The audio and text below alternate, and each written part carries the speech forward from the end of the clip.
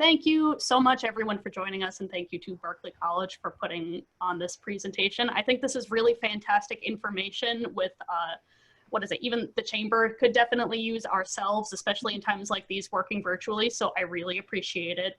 We at the chamber are continuing to work to keep you connected to information, businesses, and each other. There we go. So thank you to Berkeley College for putting on this presentation again. So just as a heads up, I am about to mute all. You will not be able to unmute yourselves. So just bear in mind, please put any questions or comments in the chat. Please feel free to introduce yourselves in the chat. I will be monitoring this on Facebook Live while this is live too. So please put your questions or comments in the Facebook Live comments, and I'll make sure to bring them over here. So bear with me while I mute all. Okay, Rosa and Jasmine, I'm unmuting you, and you should be good to go. The floor is yours. Hi, thank you so much for having us. We're so excited to talk about virtual internships. It's actually something that I'm very passionate about. And so we were thinking of more of a discussion. So if you guys want to interact, can you raise your hand and one of us will unmute you. Perfect, let's get started. So today we're going to be talking about virtual internships. So we'll talk about the different ways you can structure an internship, how to delegate projects, communication tools that can help you with virtual internships, as well as training. And then we'll go over some internship requirements, general for schools for most schools, actually. All right, so again, my name is Jasmine Briggs. I am the Director of Career Services at the New York City campus of Berkeley College. I am also a career coach and resume writer. I have my own career coaching business where I actually take Berkeley interns. So I can talk a lot from the point of view of someone working with students and also from the point of view of an internship employer, as well as I am a certified digital branding analyst. I'm also joined by Rosa Santana. Hi, everybody. So I always like to start letting everybody know I'm a huge Starbucks fan. So it's my favorite. I always have a cup in hand. As Jasmine said, my name is Rosa Santana, and I am the Assistant Director for the Career Service Department, working out of New York City now. And we are definitely excited to provide you with some great information about internship. So give you a little bit of background about myself. So originally, my passion and one true passion has always been graphic design, and it still is. And I went into the career services industry about almost 10 years ago. So it's kind of been a journey of helping students, helping individuals. Not only do I do it here within Berkeley College, but I help out anyone around me who's needing assistance in building themselves within their career or just within their industry and what they're looking for. So we definitely are excited to get started to give you guys so much information in referencing to virtual internship. Yes. All right, and so again, we are from Berkeley College. Berkeley College has campuses within New York and New Jersey, and most of our students have to do an internship in order to graduate. And so when I first started at Berkeley, I've been here 7 years, all of our internships had to be in person, but about a year and a half ago, we started allowing virtual internships. So when COVID-19 hit and everything went virtual, Berkeley was really ahead of the curve in terms of providing virtual internships, working with employers. And since then, we've had career fairs regarding virtual internships. We've had sessions like this to support employers. And our goal really is to make sure that both the student and the employer have a rewarding experience in their internship. From the student side where they're learning, and then from the employer side where you're learning and getting extra support as well. I'll tell you, I've had about 4 Berkeley interns, and it's been exciting. And my current Berkeley intern is actually taking digital marketing at the same time. So a lot of our discussions were, so what are you learning and how can we use this in the business? So again, Berkeley has a lot to offer, many majors, and we're just really excited that we can provide this support to employers and to students. So I just want to ask, can everybody see the slides? Because I see on my end, it looks like it's just the main title. Is anyone seeing any other slide? I'm seeing the main title. Interesting. So the slides are not moving. All right. Thank you. I'm going to stop sharing and share again and see if that helps. So you missed our pictures and everything. Sorry. Fine. You can see us live. Happens every Zoom meeting. All right. Okay. Present.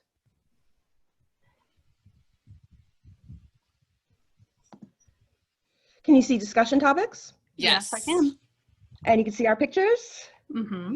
Awesome. No. Yes. Yep. All right. So Berkeley College, again, founded in 1931, several campuses within New York and New Jersey. All right, perfect. So we want this to be as interactive as possible. So we have some polls and we have some questions for you.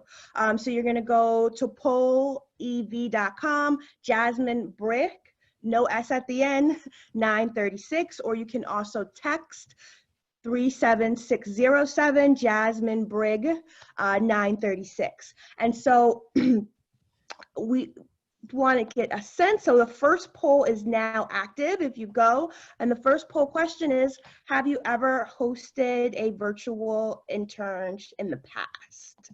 So please go to that link and fill out the poll. So far I see we have 2 responses, and we'll come back to that poll in just a second.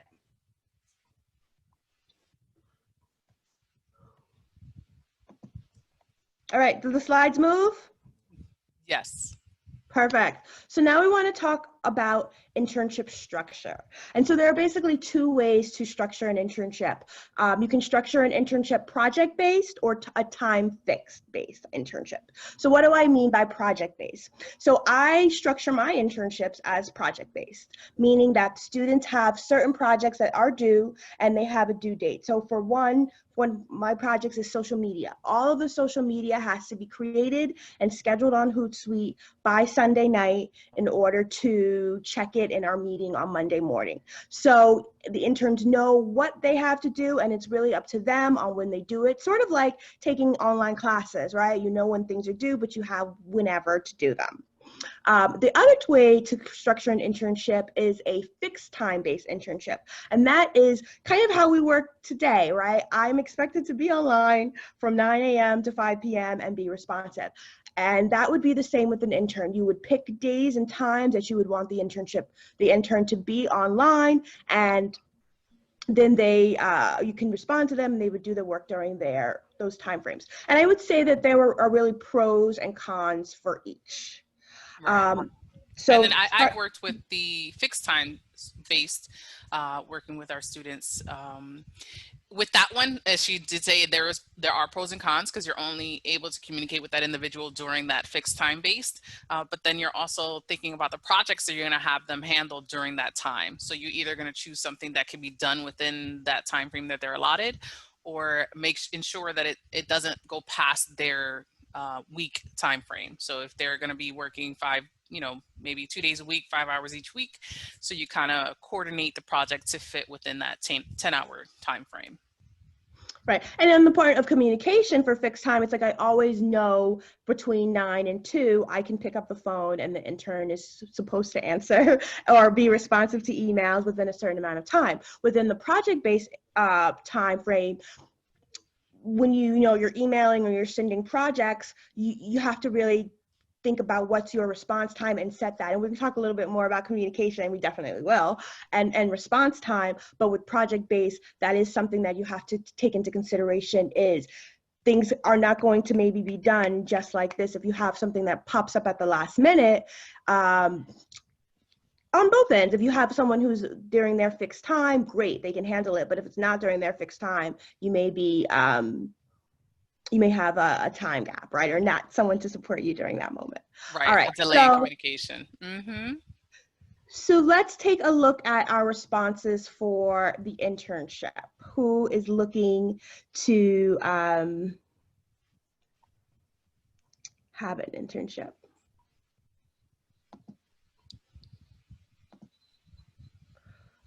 All right. So it looks like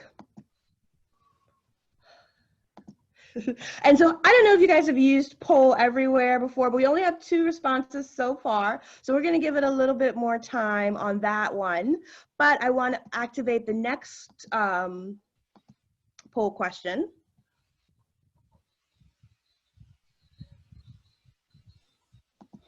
And that is about, are you thinking of doing a project-based or a fixed time-based internship?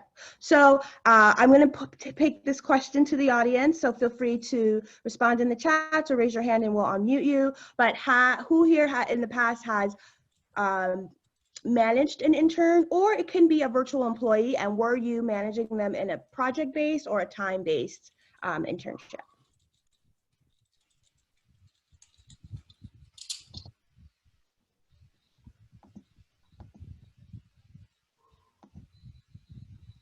So you're opening that poll up. Do we have a Yes, the slide poll should be open. Awesome. So I wanted to, I know I answered Donna in the chat, but Donna asked if, does Berkeley currently have interns available? Yes, we do. So please connect with us. Currently right now, and myself, I know that in the chat, they had placed our email addresses, but we can provide it again. If you can't see it, you can certainly connect with myself, Jasmine, for those possible interns. Do you provide them with any pre-internship training regarding their responsiveness to emails? So we do. It's not a pre-internship training. It's more of a conversation of informing them. We speak about it during our workshops in referencing to communicating with the employer, their supervisors on a consistent basis, having clarity and understanding. And of course, we're going to talk more about communication in a little bit, but we certainly do provide all of our students with that information during our workshops with them in multiple times. So it's not solely in this one workshop. We speak about it consistently, continuously throughout their academic degree. Yes, and we're here to support. So if you have a Berkeley intern and something's not going right, you can reach out to Berkeley College Career Services, and we will work with the student and work with you to ensure that both of you guys are having a great experience. So both of those polls are active. Let's start talking about, and we have 3 responses now on have you ever hosted a virtual internship. So we'll talk probably about the responses in the end. But let's think about project management, right? So we have these interns. What kind of projects are we going to give them to make it a rewarding experience for both involved? Oops, we went too far. So, types of tasks to give interns are really the same types of tasks that you would give someone starting out in the industry, administrative tasks. So for me, like I said, I'm an internship employer. My interns handle social media, and they handle all of my social media from the point of view of creating the content to scheduling. I put them into systems that I use, such as Hootsuite to do social media. I do training on Canva to do graphics. So social media is a great task for interns, especially now most students know social media, but along with things like data entry, light bookkeeping and accounting work, administrative tasks, research. These are all great things that interns can be doing in order to build their skills and to learn their industry. Thinking about what would be the most beneficial to you to helpful, but also what would teach them what they need to know in order to survive in this industry, or for them to even know if this is an industry they want to continue in. I often feel like you study something in the classroom, but a lot of times it's very different when you get into the industry. Rose, I know you work with students virtually. What are some of the tasks that you have them doing? Definitely. So similar, researching. So one of the things that I like to do is first, and what any employer can do is kind of assess what exactly are you needing assistance with, right? You're wanting an intern, but why? What is it that you want? What is it that you're looking to be completed? And then look for how you can turn that so that person can do it virtually, right? So simple things, as Jasmine had mentioned, data entry, conducting any research that you may need. Social media definitely is one huge area that they can help from home. Another great thing is just handling any projects. So if it's to maybe coordinating events, or maybe coordinating your schedule, so making the calls to make your schedule filled with all the appointments that you require. Maybe doing any pre-phone calls that you're needing with any clients or vendors or anything of that nature, whoever you're working with, doing those calls for you. So there's so many things they can do as long as you're open and willing to allow that individual to do that for you. And of course, and we're going to talk more about this, but when it comes to like security and things like that, these are all things that you would want to think about, and what tools that you currently have as a business and how you can use those tools to be able to execute the projects that you have in mind. So just think about projects that you currently use. So if, like, for instance, myself, I'm always coming up with some projects or things that need to be done where it's either events. So we're emailing our, all of our stakeholders, or emailing students, emailing graduates. We are calling them, we're reaching out to employers. We are creating lists of databases or information that we're needing. So depending on what it is that you're looking for, I mean, you can really come up with some really creative projects if you think about it more on a project level versus a day-to-day, every day, this is what you're going to do for your whole entire internship. It really gives the intern that opportunity to have a vast variety of experience working with you and learning more from you. Even up to attending maybe a meeting for you and being your note taker during that meeting is something that that individual can do virtually. So it's just really kind of going above and beyond of how and what it is that you're looking for and what areas you're truly needing assistance with. Wonderful. Those are all great projects. And so now that we have these projects and we've thought about what we want them to do, how do we delegate and follow up with them? So for me personally, I love video conferences. So I make sure that once a week I have a video conference with my intern. And I think, it's a lot harder to not pay attention when you're on video. And I think it's just a great way to make someone feel like they're getting to know you and they're learning from you, as to see their face. And this is how we're connecting right now, is through video. But other than video, I use certain tools such as Google Docs. When we have a certain folder that is our folder that is shared. So I put things in the folder that they need to work on, and we can work on these tasks in real time. I know that Rosa has all put us onto Microsoft Planner, which is great, and it's a way to assign tasks. So really, when you're thinking about when you're giving projects to interns, what are the projects and when are they due is a great thing to think about, right? Because a lot of times we give someone a project and it's just out there, and if they don't know that it's urgent, or if they don't know when it's due, it might get put on the back burner. So delegating, following up, and having due dates. It's almost like setting goals, right? Definitely. What you do when you do it. All right, so I have 2 more polls that I would like to activate for you guys. And one of them is, if you're thinking about what types of tasks would you like to see an intern complete? And you're going to rank them between most desired to least desired. And then the second is, what systems have you used in the past to collaborate?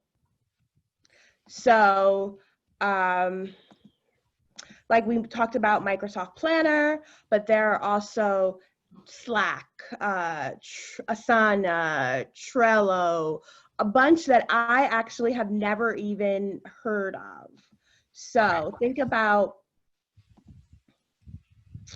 interesting. Yes, Trello is really good. I mean, there are definitely a slew of tools to utilize out there. So first, look at what you have in-house, right? A majority of most companies have Microsoft, are using Microsoft, and might have a business account. Use what they have. Planner is one of the ways that you can track projects. You can assign it to specific people in your little, I call it the community, but it's, in your planner, you have members, and in those members, you can assign it to specific people. You can put the due date, you can flag it. So if it's urgent, you can flag it urgent, you can flag it medium or low risk, or whatever it is that you want to flag. You can have checkpoints. So there's like a section where you can put checkpoints, or where whoever the intern is can kind of check off if they've completed a certain part of the project, especially if you want to break down the projects into pieces. But you know, besides Planner, like she said, there's Trello. Trello is another good one. And Trello, I liked them before they upgraded. So I used to have Trello in the very beginning. It was awesome. And then they kind of changed it up a bit, and they kind of almost similar to Planner is what Trello is. Mondays is another one. Mondays.com has an app that's another great one. So definitely utilizing what you have. And then of course, if you know, money is a concern, or, you know, budgetary, you're not able to afford these on a business or enterprise level, you know, Google has a great way to track, right? You have Google Docs where you can share a document. It has Google note taking, so you can take notes within there, and you can break it up into projects or color code it if you wanted to color code it. It's more of a manual aspect in regards to following up on the project, but it's another great way to utilize the system. It's free, and anyone, as long as you have a Gmail account, you're able to access that information and be able to share with them. You can create slides, you can, you know, like, so Google has so many things you can do, and it's free for an employer to use as long as you have a Gmail account. So that's one aspect that you can do to kind of, if budget is an issue, use that as an option. Thank you. All right. So I'm about the free, so that's why I like Gmail. Asana is also free. Asana is also free. That's awesome. Yes. All right, perfect. Communication. So this is really important, and we want to think about how we like to be communicated with, right? And we want to make sure that that's out there. So what are the best communication channels? So now that we're all working virtually, we have things like phone, video conference, email, chat, text message. And so a lot of times it's about putting the expectation out there in the beginning.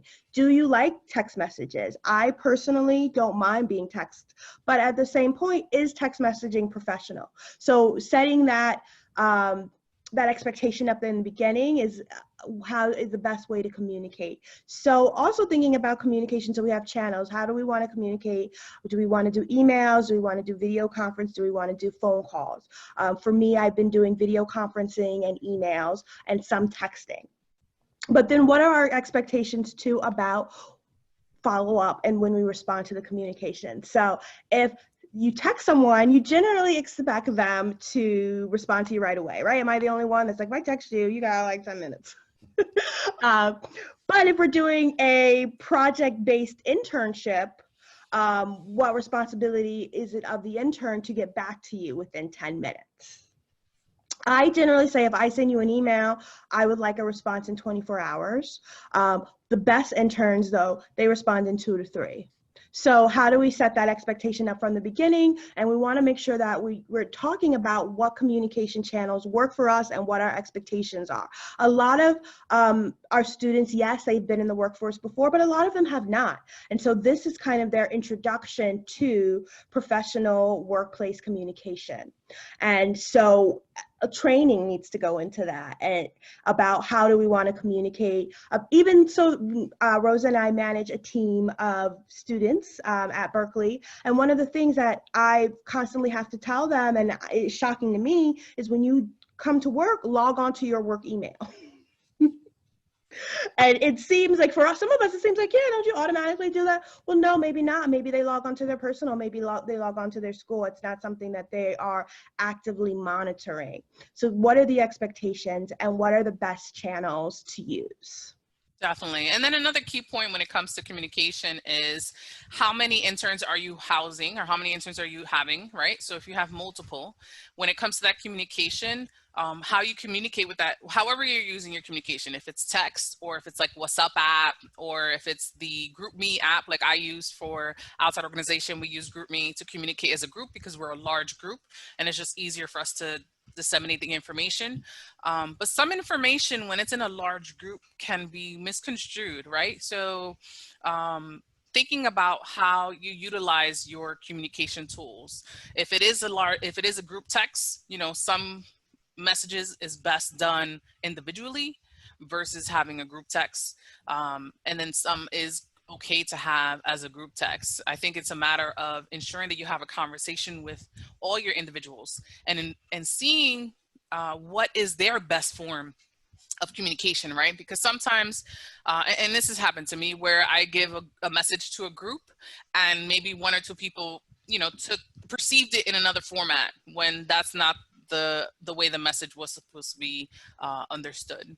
So being able to really think about your staff and what you're using and how you're communicating with them, and really asking that individual what is their best form of communication so that they feel comfortable and not feel any kind of way or misconstrued any messages that you may, send out to a large masses, especially when I've had an employer in the past where, the company was large and they had, 40 interns working with different departments, but then they had one huge group messaging to disseminate, a large, information that needed to go to all.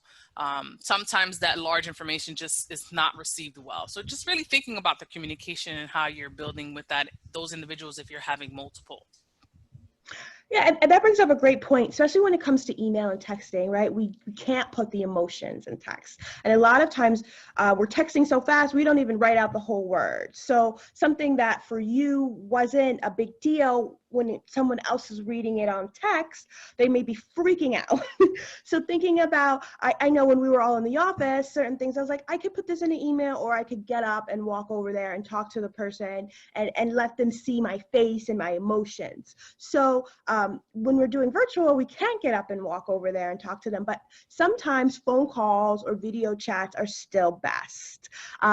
Even if you're not seeing the person, you can hear the tone of the voice, you can hear a smile, or if someone is upset, and it just allows for a deeper conversation, especially when it comes to, I would say, training and reprimanding, right? When we're having to tell someone something they did wrong, thinking about what's the best form of communication for that. It might not always be email, it might be a phone call. So we do have another poll, and it is, what is your preferred communication type when working with remote employees and interns? Because a lot of times now we're just learning how to work with our remote employees, and we've kind of have a 3 or 4 month runway on it. If working from home wasn't something that your organization previously did.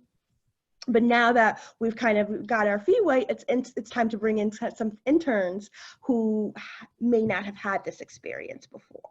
Mm-hmm. And something to think about when you're looking to have multiple. So this actually was a conversation I had this past weekend with one of my employers, or one of my companies that I'm in communication with, where they had about 10 interns, which is typical for them. They always have that amount because they have multiple people working with them. So they would work together as one group, and then they would split them up, and then there's multiple people on the staff who's assisting them. But since they went virtual, they only had one person communicating with the entire group, and they never really broke them up. So one of the things that happens with communication is that loss of connection within each other. So right, creating that like community feel, so making the intern feel like they're at a job, right? Because we got to remember, they're home, they're sitting at home, they're on their couch or on their bed or wherever it is that they kind of sit to do work, and they're not in the I'm at work mindset. They're like, I'm at home on the computer doing some sort of classroom kind of a thing, right? So to kind of break up that feeling of, no, like you're at work, if you're going to have a large group, try to have multiple staff members helping out. So you can have the one who's like the supervisor and maybe giving the general training, but still incorporate what you do in the office, face to face. If in the office, you would break up the large group to do maybe one-on-one sessions with other staff members, do that. Zoom offers the ability to do breakout sessions. So offer that, have the large group training with the main person, and then be like, okay, now we're going to break off and you're going to meet with these people. We're going to split you up, and then split them up so that they can then have a smaller group session or group training or group discussion to talk more about maybe the projects. That it also helps with understanding, because they're getting a different voice, a different viewpoint on how to handle whatever the work or task is. So really thinking about how many people are going to be, how many interns you're going to take on, and do you need multiple people, multiple staff to kind of be a part of it? Similar to, again, when you're in the office, you had those same people helping those interns. So do the same thing, just virtually. Yes, Rosa brings up a great point too about building that connection, and that's super important, especially now that we're all virtual and online. We did this presentation about a month ago, and one of our internship employers who has been working with virtual internships, one of the things she talked about is she has a time-based internship, so they're all expected to work the same times, but while they're working, they're all in Zoom together. So maybe they're working on different things, but they're all in the same room together, so that if something pops up, they can ask each other questions. And it definitely goes a long way to build community. Questions, she takes more than one intern. So a lot of times you have a question, but someone else has a question, and it becomes who's bold enough to ask the question, and everyone gets to benefit from being together. And so that's just another great idea to build that community. So in terms of communication, we've talked about what tasks, and now what goes along with communication. We'll talk about training. Training is so important. I've started jobs where I had little training, and I've started jobs where I've had tons of training, and I always liked the jobs that provided training. And that's the same thing with interns. Interns need training. And really those first few weeks of the internship should be focused on not only training them, but having them get to know you, get to know your requirements, and get to know people on the staff. One of the ways that I like to train is to do video recordings. So we're sitting together, interacting over Zoom. And one of the nice things about Zoom is that you can take over a person's screen. So the intern, if you have some kind of software that you would like them to learn, this would be a chance for them to play with the software while on your screen. Same for them, if they're on a website and they can't find something, it's a chance for you to tap into their screen. And to think about, what software you're going to give them access to, right? And even from an IT and a security point of view, we recommend as much software as possible, right? So that they can have the best experience. But at the same time, we definitely understand that from a business point of view, you have to kind of draw that line. So going into the internship, knowing what software, what tools you want to give them access to, and setting up a structured training that I would say to record so that they can go back and look at it. But there are also definitely different ways. So training manuals, right, that you give at the beginning, contracts that you would give at the beginning to discuss things like intellectual property and the parameters of the internship. What are some other, we definitely have a poll. Nope, I don't have a poll about that. Yes, I do. What types of provisions will you put in place to support training?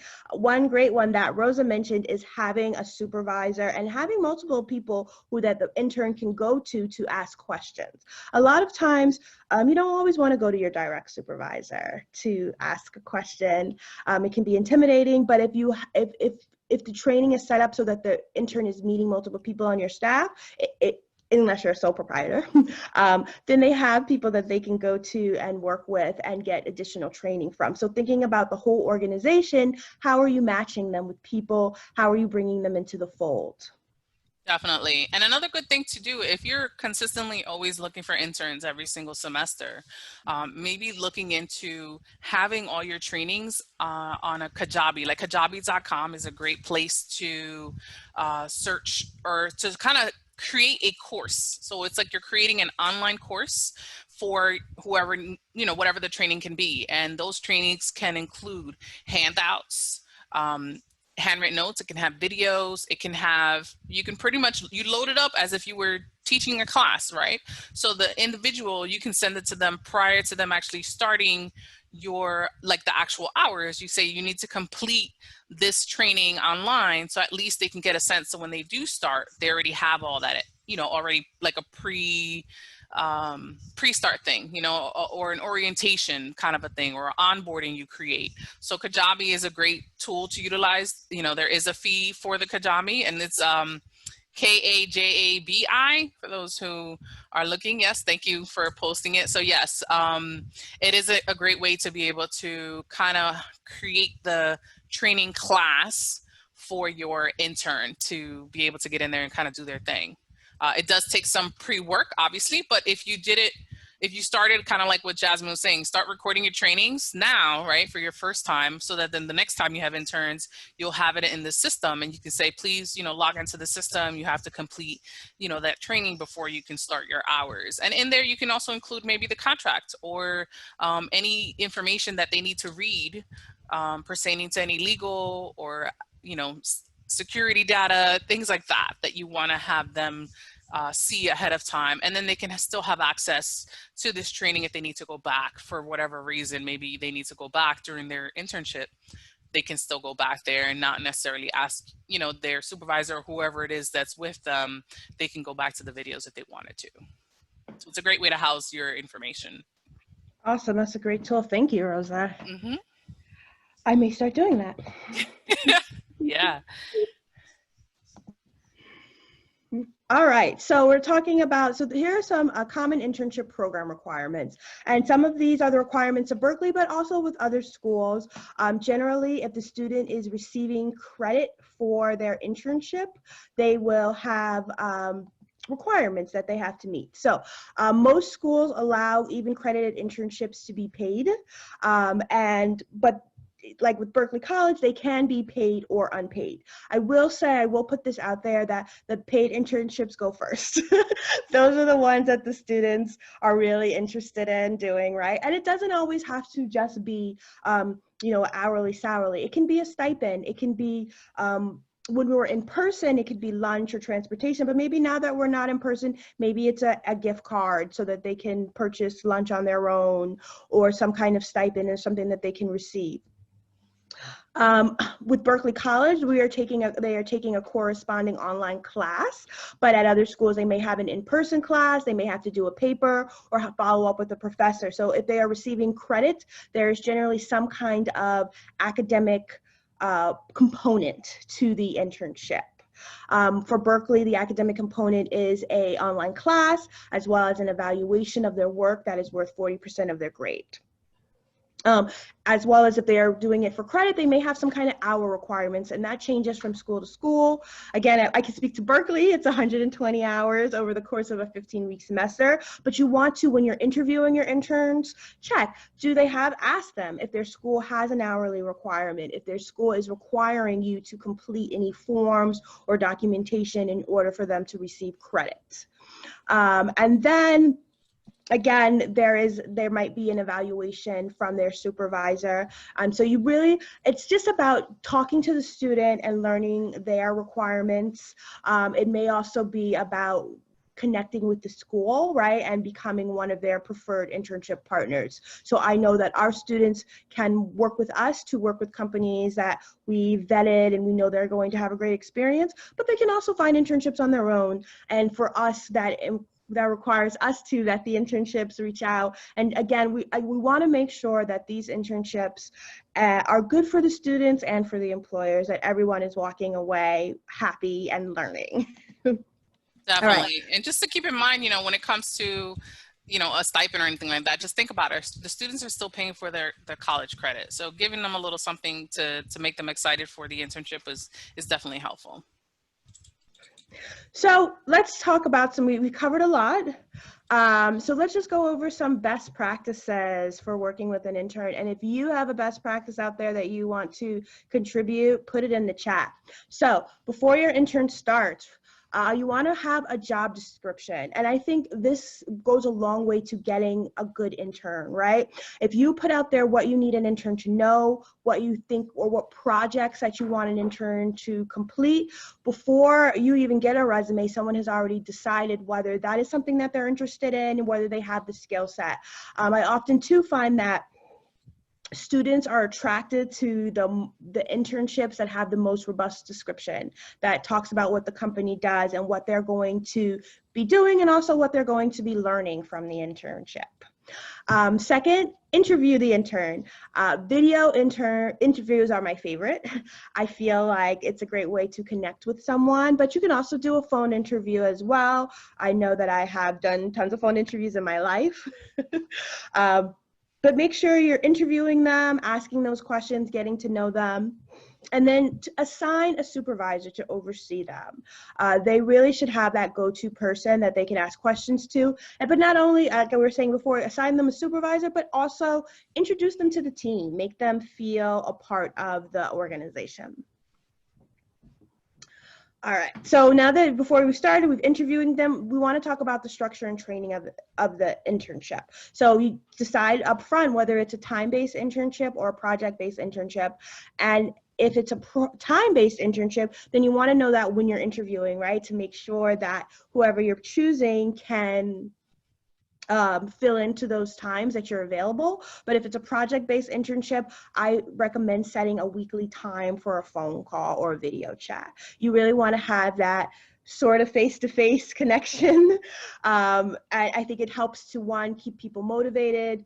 A lot of times, if a student doesn't know something, they won't say anything. They'll just put it aside. So when you're having that face-to-face, it's really a good chance to figure out where they are, follow up, what they know. Again, record video trainings of software. I think when we first started doing virtual internships, one of the hardest things was having students log into certain software. Employers were on the phone with them, they couldn't find the login. It can become a hassle if the software isn't in place. All right, so another best practices are project management. So determine from the very beginning what is the best form of communication for you, right? For you and for them. If it's phone, if it's email, put out there in the beginning, hey, I would really like if you could respond to all of my emails within 24 hours. Or if it's over the weekend, great, but Monday through Friday. Or perhaps your internship is on the weekend. Sometimes people work full time and you get an intern that works on Saturday, that is available on Saturdays. I've had an intern with Saturday mornings. That was our time. So I expected her to be a little bit more responsive during the weekends. And she was. So then you want to think about using what project management tool do you want to utilize, whether it's Microsoft Teams, Slack, Google Docs, but putting a project management tool in place, and with that tool, giving projects deadlines.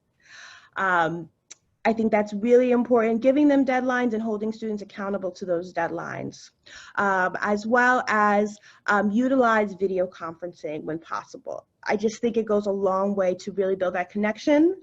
Again, I've had interns where I was like, are you paying attention to me? But it's hard to not pay attention to someone when you're on video.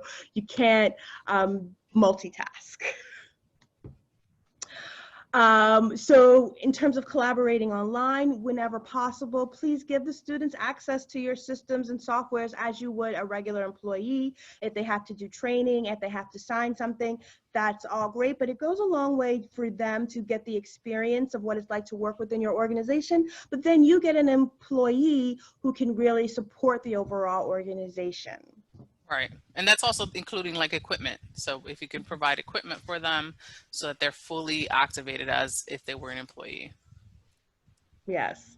And then make the intern feel a part of the company. So invite them to your virtual meetings, phone conferences, invite them to your virtual happy hours if that's something that your organization does. So that this too, because the students they're learning from you, but they're also networking. So they probably want to see who are the senior leaders from your organization, who are the people that are just starting out, and have conversations with them so that they can get a full picture of what it's like to be in your industry. Again, I feel like you never know an industry until you work in it. So we really want students to walk away feeling like, okay, I now know what it's like to work in advertising. And I've spoken to people at several different levels about what to expect of a career in advertising. All right, so anything, those are our best practices. Any other tips you have, Rosa? Just, ensuring that, again, creating that community-based environment. You got to remember, these interns are brand new people. They have no idea who you are. They don't know the company culture. They don't know anything. And then now you're adding on the fact that they won't see you face to face, like in person, live, in real life, so you got to do that little bit of extra to really give them that full welcoming effect, right? That full, you are a part of this team and you're here to do as everyone else is around you, right? So really the communication is like one of the biggest things I think when it comes to virtual, is having that constant communication of the comfort of that individual, right? So ensuring that you're communicating in the best way that that individual prefers and that you prefer. So it's like a compromise between the two. Yes. I feel like communication is big in everything. Relationships, it always comes back to communication. Definitely. And I mean, it's just like was mentioned in the chat, you know, making sure that you have the clear task and expectations, right? If you're not clear and you're just assuming that the individual understands, then it's not helpful to either party, right? Then you're gonna have miscommunication, and then there's gonna be these, oh, they're not doing what I'm asking, or they're not getting it, or so ensuring that you give that clear understanding, asking the intern to kind of say back what you're asking for so that you know that they understand what you're asking for. Yeah, awesome. Mm-hmm. Yes, questions. I have a question. Yes. So as someone who didn't understand the value of networking in college and is trying to push it on my little sisters right now, what can I do to best introduce interns that we work with to the importance of networking, how to network, and how to manage it? Just because, like I said, I didn't understand it when I was in college. I didn't understand it until maybe a year ago. So what can we do to make it easier on them?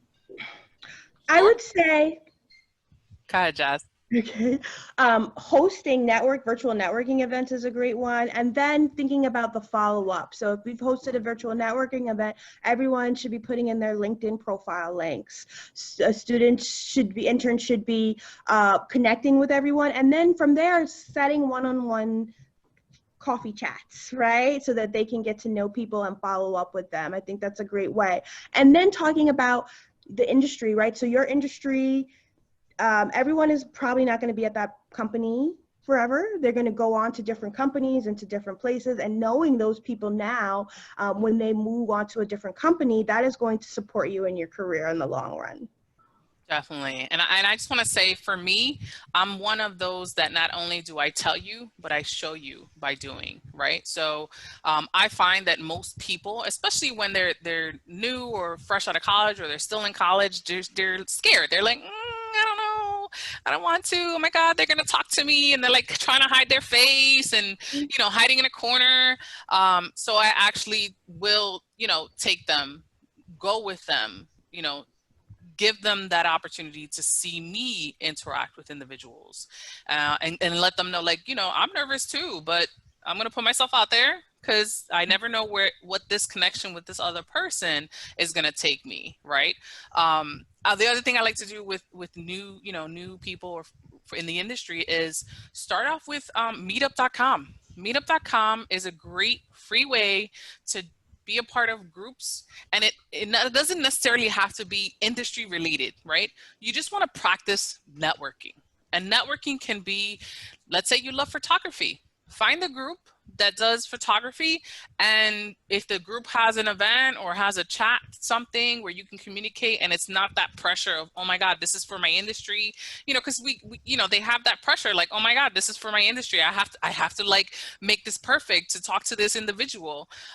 It kind of eases that, right? So just, I tell people, you know, go to free events. Facebook has groups where they host events sometimes where you're able to kind of network and connect with people on, again, just various subjects that you can do. If it's photography, maybe it's bike riding, maybe you're a cyclist, maybe, I don't know, you like taking walks. There's groups for people who take walks. There's groups for people who go to museums. Maybe you want to learn another language. There's groups for that too. So being a part of these groups so that at least they're comfortable with being around people they don't know, right? Start getting them to network with people just on a common interest. When it's work related, they're like, oh my God, this is my career for the rest of my life. Oh my God, I have to, and like they have this little nagging little person on the side, like, oh my God, you have to degree, This is, you know, so easing them into the whole networking is one of the things that I tell people, and I actually, again, I show by doing so they can see me doing it and they can apply those techniques. Okay, thank you so much. So basically lead by example and start with things you're comfortable with. Mm-hmm. Okay, yes. Thank you. Yeah. No, that's great to know. Mm-hmm. How do we do with the polls, Jasmine? Yeah, so we have 3 responses. So let's see. So have you hosted a virtual intern in the past? Only one person has actually hosted a virtual internship in the past. Yay. So I hope that now everyone else is deciding to host one, and that if we did this again, that number would be a lot higher.